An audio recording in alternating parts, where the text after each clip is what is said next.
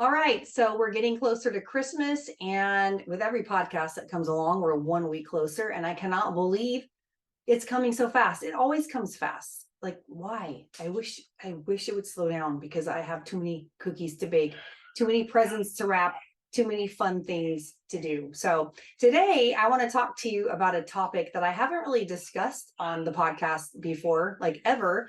And we're talking about Christmas traditions and why they're important. So, along with that, I'll also talk about how traditions themselves can make it hard to face change, and why not changing, like why, if you don't change something just because it's a tradition and that's the way it's always been done, why that could turn into a fallacy. So I'll explain that at the end, because I'm teaching train your brain right now to middle schoolers, and they're learning all the things and calling their parents out on, you know, bad thinking. And it's been so fun. So as we come up to January 2024, don't forget that Baseline Apologetics is available in a live class beginning January 18th at 8 p.m. Eastern. And you'll get a hard copy of the study with the class, or you can just purchase the study and do it on your own. So check that out at shandafulbright.com/shop for purchase information. The special price on the class ends December 20th, and then it goes up. So be sure to get in the class to join me and other students on Baseline Apologetics. Also, if you want to get your middle schooler into Let's Get Real and learn the why behind the what of Christianity, which is so important that we disciple our kids now while they're with us, because if we don't, somebody is, and that means the world is doing it. So Let's Get Real begins in a few weeks. Go to onlinechristiancourses.com to register your child. I've already taught this class twice live. I'll be teaching it again for the third time. And I love it. And all of my students do too. And they hang with me throughout the whole 12 weeks. It's great. And Dr. Frank Turk joins us on the last week of class. If you're planning an event in 2024 and you're looking for a speaker, email me at hello@shandafulbright.com to inquire about topics and a partnership for your event. I already have several of them lined up in 2024, and I'll be in Kentucky in October of 2024, which I'm really excited about because I get to speak specifically to parents and Christian educators of, obviously, kids, younger kids. So love talking about that and talking about the importance of discipleship. All right, so this is what we're going to talk about today. One, the importance of traditions and what they mean at Christmas time. Two, my Christmas traditions. I'm going to let you know what we do, and I'm going to talk to you about some of yours, because some of you message me on Instagram and let me on some of the traditions that you guys do. And also, what do you do if you don't have a lot of traditions? How can you start some traditions that keep Christ as the focus? I'll share some of that with you. Finally, we're going to talk about the appeal to tradition fallacy and why you need to be aware of it and keep it in mind this Christmas season. So here's the importance of traditions and what they mean at Christmas. First, you know what I'm going to do, right? If you've been listening to me long enough, you know I'm about to define what a tradition is. And if you look it up on the internet, which most of the time we always look up definitions on the internet, which, by the way, Google changes the definitions of words. So you got to be aware of that. You got to be aware of when a definition actually changes to go with along with the woke culture. But this is what they say a tradition is: the transmission of customs or beliefs from generation to generation, or the fact of being passed on in this way. The word tradition can have both a secular meaning and a religious meaning. So we do see traditions in religions. A lot of religions have their traditions, and then there are secular traditions. The secular meaning is found in the Oxford Dictionary, and that's the one I just read to you, how you pass these customs down from generation to generation, and they're not necessarily religious or have a specific meaning to them outside of even your family. But religious traditions, on the other hand, can get tricky because some take it so far with traditions that they see their righteousness as the act of the tradition rather than the act of the tradition representing something greater. And we see that a lot even in Christianity. For example, we traditionally take communion. We take it often, but communion does not save us. Just because you take the bread that represents Jesus's body and the blood that represents the wine that represents Jesus's blood, does not mean that you're actually getting saved every time you take that. It's a representation of something greater. Jesus's broken body and his blood that was shed for us. And we do that in remembrance. The tradition is so that we remember it. That's a religious tradition.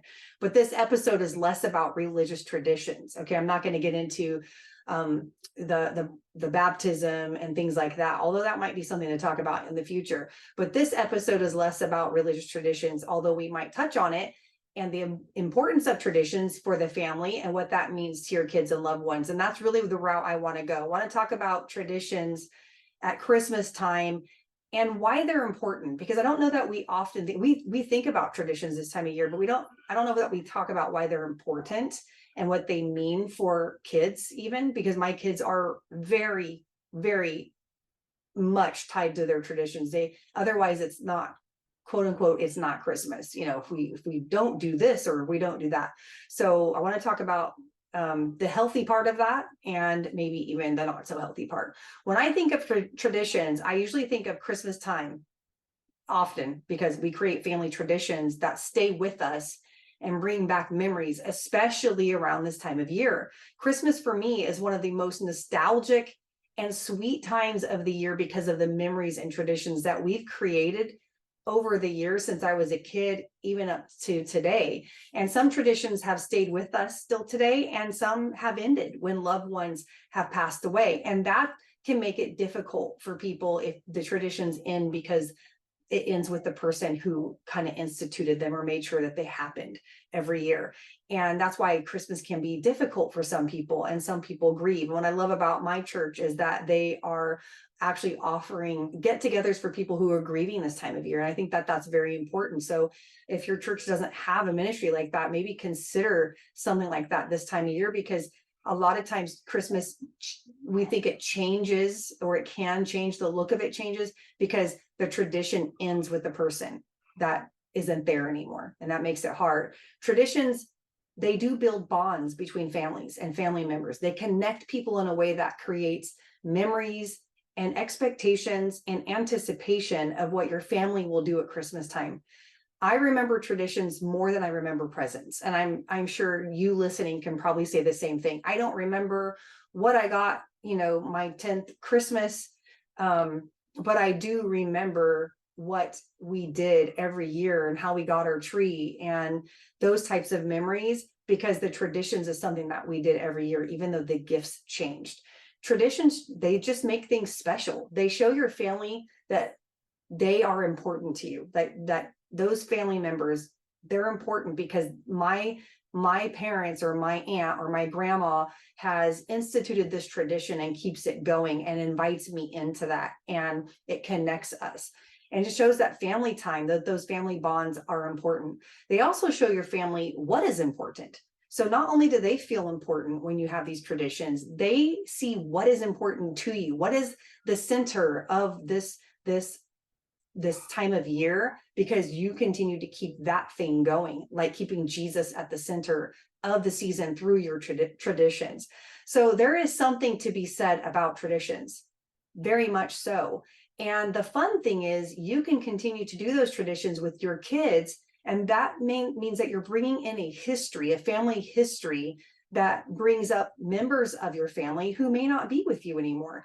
And those memories last forever, and they're passed on from generation to generation, because this is what I used to do with my grandma when I was growing up. And you pass that on to your kids, and they get to hear about members who are not there anymore. And it brings everybody back in. It brings the memories of those people back in and ties it to a generation that may not get to have ever met them, like meet the people that have passed on. Or it just brings them into part of your childhood, and they get to see how family has kept each other at the center and have kept Christ at the center for so long. So traditions usually come in several ways, right? They're the ones that you grew up with. They're the ones that you pass on to your children, and they're the ones that you create, new ones that you create with your family. Traditions really are a representation of what is important and what is valued this time of year. And so that's why I want to make sure that we understand that traditions are important. So, and it keeps us mindful of what am I doing? What am I instituting with my family that will be passed on from my generation down to theirs and the next one after them. So when I was growing up, just to share some of my Christmas traditions with you, when I was growing up, we watched all of the Christmas classics. And if I said, what one tradition can I remember from my childhood the most? It's going to be watching old Christmas movies with my grandparents. My grandpa was from India, and my grandma, she was whiter than snow, and they got married, and she learned how to make curry. And I love curry, love it.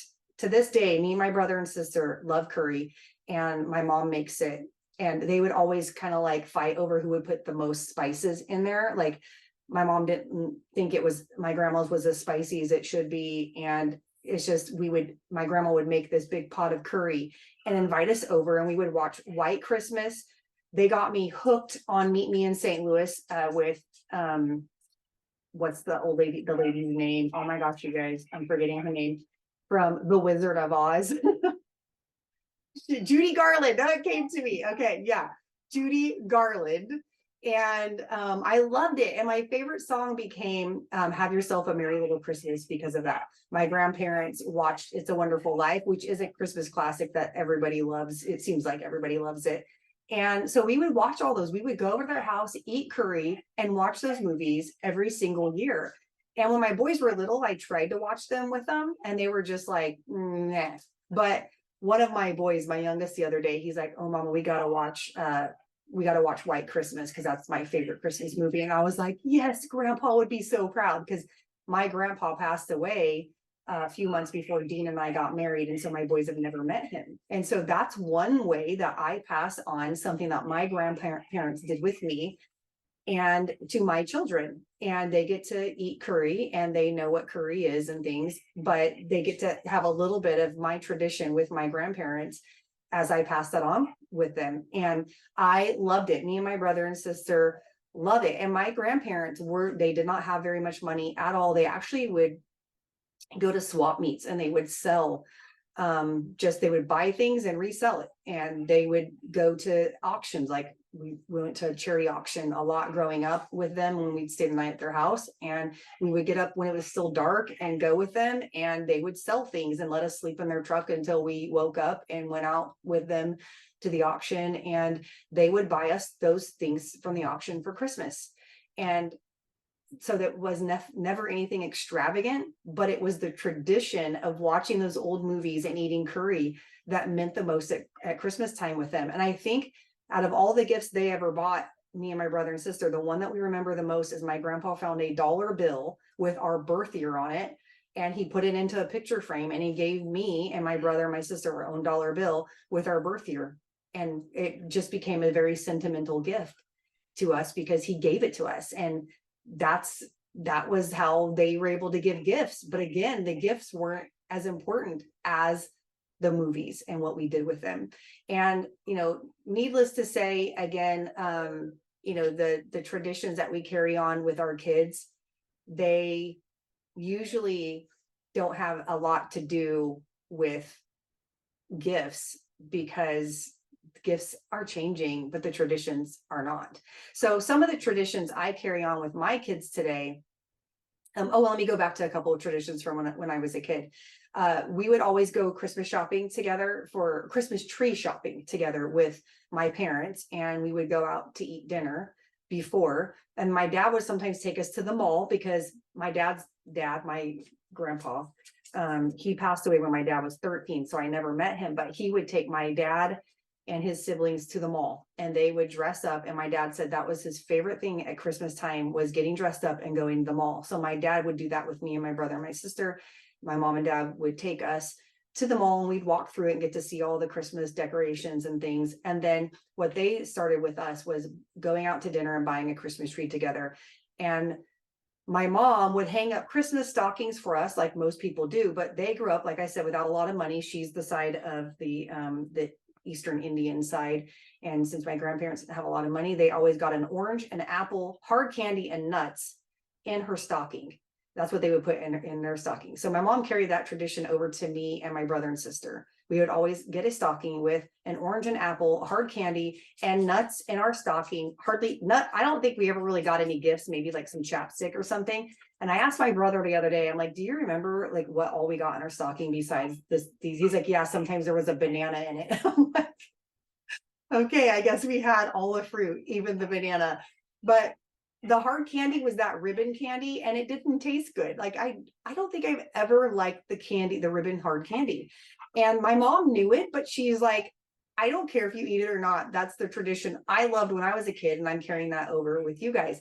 So I'll be honest, I don't do the stocking candy stuff, the fruit with my boys. I mean, let me just be honest, it's going to waste a perfectly good apple, orange, banana, and nuts and ribbon candy because they won't eat it. It's just going to be a waste, right?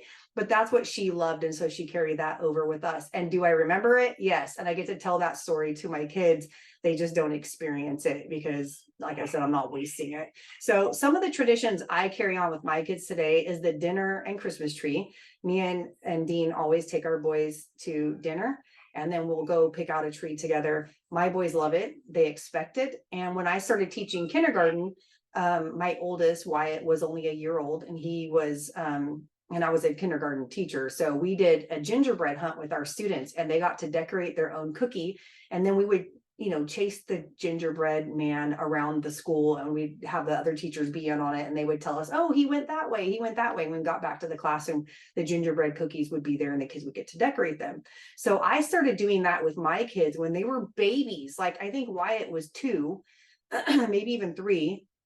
And then my nieces and nephews got in on it too. My sister would come over, my sister-in-law, and we would get all this cookie dough, and we'd let them roll out their cookies, their gingerbread men. We put them in the oven, and then we make this big scene. One of my sisters or sister-in-law would accidentally open up the oven. The gingerbread man would quote unquote get out, and we'd all, well, run as fast as you can. We'd load the kids up into my sister's big old Tahoe, and she would go 4-wheel driving through dirt fields with, chasing the gingerbread man. And the kids loved it, and they still do today. Like there hasn't been 1 year since they were like 2 or 3 that we have not done the gingerbread hunt. And now obviously they know that the gingerbread man does not really get out of the oven, that we put on a big show for them year after year after year. And we would literally drive to each other's houses looking for the gingerbread man. The grandparents would be in on it. It was so fun, but they will not let us stop doing gingerbread man. Like even though he doesn't really get out, they want to bake the cookies. So that's something that we do. And I told my boys the other day, I said, hey, I'm going to do gingerbread man with my grandkids. So when you guys have kids, that's what I'm doing. And one of my boys like, yeah, we know we're doing gingerbread man with our kids. So I just love that they love carrying on that tradition. We also put up the nativity scene each year, and we listened to the Adore album by Chris Tomlin. Oh my gosh, you guys, you have to listen to Chris Tomlin's Adore. You will literally cry through those songs because it just makes you like think of the awe and the faithfulness of God to send his son Jesus for us. It is awesome. And so my boys know that music's going to be blasting every morning when they get up in December. As I'm cooking them breakfast burritos, we are listening to Chris Tomlin's Adore album. The manger or the nativity scene will go up. And what's great is if you follow me on Instagram, you'll see that my son, my oldest son, super artistic and creative. He draws, he sings, he writes stories. He's very talented. He got his artistic talent from his dad, not me for sure.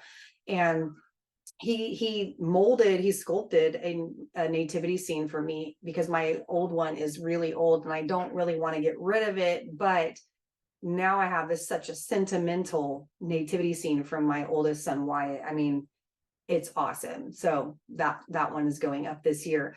We also have outdoor movie night like every weekend with the entire family in the month of December. And not only will my boys like be picky about what we watch, but my nieces and my nephews are too.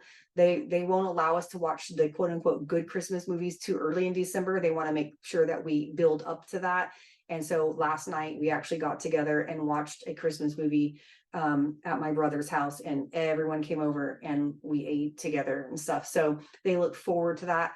We go on Mother Sundays with my boys. I do this anyways throughout the year. I'll take each son on their own date, their own time, and we get to talk And I really truly believe it. I'm going to be talking about a parenting series in the spring. I'm going to have some guests on. I'm going to be talking to you about some, how to parent your kids in those maybe right before like preteen and teenage years, because I really don't feel like there's a lot for us parents of teenagers. I really don't. And even if you have younger kids who aren't teens yet, you need to know this, because I started mother-son dates with my kids again very early on, very young. And I think our first mother-son date I have of one of my boys, he was like 5 or something, 4, and he's at Starbucks with a little drink in his hand, and that's what he chose to do. The other one wanted to go get ice cream, so we went to like Baskin Robbins ice cream and got ice cream together. And now we do also mother-son dates at Christmas time. But I really believe that's one of the reasons my boys aren't afraid to talk to me about so many things. They talk to me about their hopes and fears and girls that they like, girls that they're having trouble with, all of that. And they won't talk to my husband very much about those things. And he's like, I don't get it.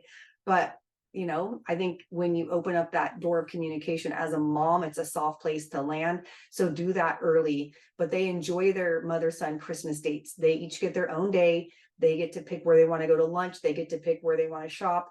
If they want to go watch a Christmas movie, what they want to do. My oldest and I had ours last week, and he picked the mall, and he also chose to go in one of those, the malls will have that middle store where you can go in and get like sit on the chair and get massages. That's what he wanted to do because his neck hurts from working at Chick-fil-A and he has to look down at a tablet. So I'm like, I am totally down for the massage. Let's do it.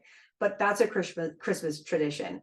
So some of the traditions you guys sent me include taking a meal to a family who needs it. And I love that, because we've done that many times.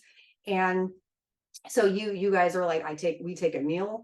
Many of you go to Christmas Eve service, which I also love. Our church does a Christmas Eve service, and it is always so special. Like there's just an excitement about it being Christmas Eve and in gathering to really reflect on Christ's birthday. I even had a listener who said she used to be Jehovah's Witness, so they don't really celebrate Christmas, because as Jehovah's Witnesses, you don't celebrate Christmas at all. You don't celebrate birthdays. You don't celebrate other events. But because she was in that religion for so long, coming over to Christianity, celebrating Christmas, she said, seems very like materialistic. And I can totally see that. I can totally see that. And it's something that I've never thought of before. Like I really loved her messaging me and telling me that, because I thought, wow, I love that, like that side of things. Like I've switched to Christianity and we never celebrated Christmas. So now it's really difficult for me to celebrate Christmas because of how I see it represented. And I just think that that's a fair assessment. I feel like it makes me think, how do we as Christians show our Christmas celebration to those who are viewing it from a different perspective? So that's something that I haven't experienced, but can see the challenge in switching from a religion that never celebrated to one where Christmas is, the Christmas within the Christmas religion, Christian religion, I guess you could say. So if you don't have traditions for Christmas, like if you were Jehovah's Witness and you're coming into Christianity, or maybe if you're even of any other religion like Islam or Judaism or whatever, and you don't celebrate Christmas, here are a few ideas that are meaningful and keep Christ at the center, but something that you can do to begin traditions in your home, because I did talk about the importance of traditions. So you can start by thinking about taking gifts or a meal or even a Christmas tree to a family in need. We've done that before, where we showed up at apartments and we took Christmas trees to, people who may not have had money, Christmas gifts. If you know of a family specifically, and we would always ask, my family would go in together and be like, let's all chip in and get this family everything that they need, like the meal, the tree, and even some gifts. And so you can do that if you know of someone specifically. I always love meeting the actual need of people that I know need it. So if there's somebody that that needs it, think about that. You can also join in on Operation Christmas Child or volunteer at a homeless shelter. Operation Christmas Child has to stop early because they have to have time to ship these gifts. But if there's still something that you can do by even like taking a star off of a tree and where it says like the name and age and gender, or not the name, but the age and gender of the child, you can get involved in that. My mom used to take us to do that often when we were growing up as well. You can get involved with your church's Christmas programs. It's always really fun, a fun time to do behind the scenes, costume changes, and even just singing in their choir or something. It really does bring a team-like atmosphere, a family atmosphere of Christianity, or the Christians with other Christians, to Christmas time. Go to the Christmas Eve service. Christmas Eve services at church will really help keep that focus on Jesus, and the Christmas Eve services are very special. Put up the manger scene in your home and read Luke 2 on Christmas morning. That's something that you can do. We've done that. We've sat before we opened up any gifts and read Luke 2. You can even use the Advent calendar and go through and read the verses surrounding Jesus's birth. Bake cookies and give them to your neighbors and friends. Me and my husband took them around our new neighborhood last year and just dropped them off and said, from the Fulbrights.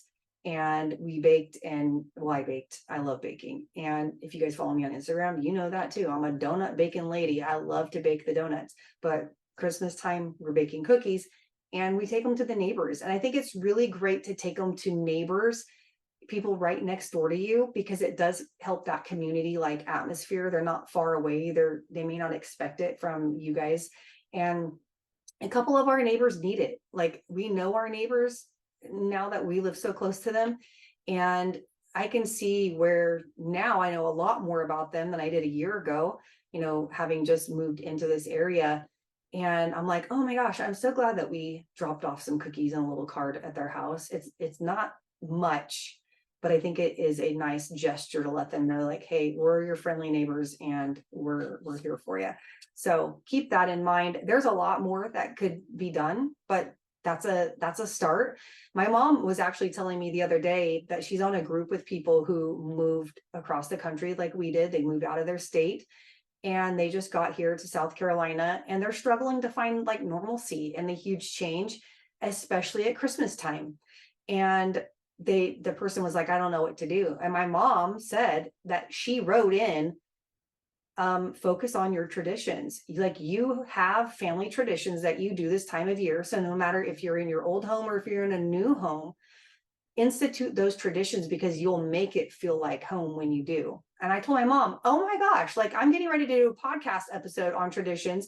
And that is perfect advice. Like, I love that advice. If you're in a new place, you can still do all of those traditions, because no matter where you are, where you go, you make home what it is. Take it from a girl who moved from California to South Carolina and has lived this. I'm telling you, traditions are important, especially because they give your kids a little bit of an anchor to say, we're all together. This is home, and we're going to put Christ at the center, and it's okay. It doesn't matter what house, what four walls are surrounding you. This is what we do as a family, because you're important. You're important, and we're going to keep this going. So let's talk about the appeal to tradition fallacy as we end this. Traditions are good for what they are. They're traditions, but they can be changed, right? They can evolve. That's okay. You don't have to keep it the same way just because it's always been done the same. Like, I stopped the whole Christmas stocking with fruit in it because I'm like, I get it's sentimental for my mom, but for me, I'm like, I don't like the fruit and the nuts and the ribbon candy. Okay. But I do remember the memory, and I love that. So the thing is that some people will say that because, their grandparents are Catholic and their parents are Catholic, then guess what? I got to be Catholic. Is there any other reason that you should become a Catholic? If you don't start by saying, here are the reasons, and you only appeal to tradition, this is the way it's always been done in my family, it's a fallacy. Okay, so I started off with that so you could see, like, oh yeah, I could see how that would be a fallacy. It'd be the same as saying, well, grandpa's a Christian and he taught my dad to be Christian, so I have to be Christian too. Appeal to tradition. You're not giving any reasons for why you should choose Christianity, why you should become a Christian. That's an appeal to tradition. It's a fallacy. So this can be applied to anything that you're appealing to the tradition over and not giving the reasons for why this is something that you should continue to do. So if you want to apply it to Christmas, which I feel like the appeal to tradition fallacy can really be committed at Christmas time, because there are so many traditions that are done. If you're going to apply it to Christmas, like, for example, someone says, but we always go to grandma's house on Christmas Day. We can't change that for anyone. That's a fallacy in logic, because doing something because it's always been done that way is not a reason. There could be good reasons to change plans, such as, travel issues, or there's a big family now and there's other family obligations. The most important thing is that you can be together even if the day changes. Okay, so just keep that in mind. If somebody says we have to do it this way at Christmas because that's the way we've always done it, it's a fallacy. It's an appeal to tradition. There has to be reasons given. So you can change the tradition if there are reasons to change it. You can't let the tradition be the authority. Okay, the tradition is not the authority on religion or righteousness, but when we appeal to tradition, we make it more than what it is. So don't let your tradition become this religious thing where they can't do anything different because it won't seem like Christmas if we don't. That's not true. If you don't get to something this year, it's not the end of the world. Okay, so that brings me to the next point and the final point. And I know this is a little bit shorter episode. Merry Christmas for that, right? You're probably like, Shanda, we didn't know you could condense an episode. I can do it if I put my mind to it. So I want to close this out by reminding you of the importance of family traditions, especially at Christmas time. It helps bond families, reminisce over loved ones who have gone before us, and it reminds us to keep Jesus first and others in sight. It really does. But traditions are what our children look forward to and expect. They want to pass them on to their children because they remember the sounds and the sights and the smells of how you made Christmas special for them. So when you create traditions that incorporate giving to neighbors, to the needy, or even to the less fortunate, our kids and others see the love of Christ in what we do this time of year, and it puts the emphasis on what Christmas is really all about. And if you can't get to all the traditions, don't kick yourself. Sometimes my kids will say, but we haven't done this or that yet, and it's it's getting so close to Christmas. And that makes you feel pressured, right? It's like, oh my gosh, I gotta make Christmas so good for my kids. But it's okay if you can't get to everything, because sometimes we pile up the things too, right? It's like, well, I got 10 other events that have to happen before Christmas. Well, also remember, you can do them the week after Christmas. Like anytime up to New Year's is still the Christmas season, as far as I'm concerned. As long as you enjoy the moments and make sure you focus on what matters most, you're doing good. So it is better to let other things go rather than to be so busy that the obligations of Christmas traditions make you crazy. Okay, it's about balance. So keep that in mind. I hope that you're enjoying the Christmas season, and this short episode encourages you as you do your thing this holiday season. If you love the episode or love the podcast, please leave me a 5-star rating and review. If you have any questions for me, or even want me to do a podcast episode in 2024, that's something pressing that you're thinking about, email me at hello@shandafulbright.com, and I'll catch you on the next one.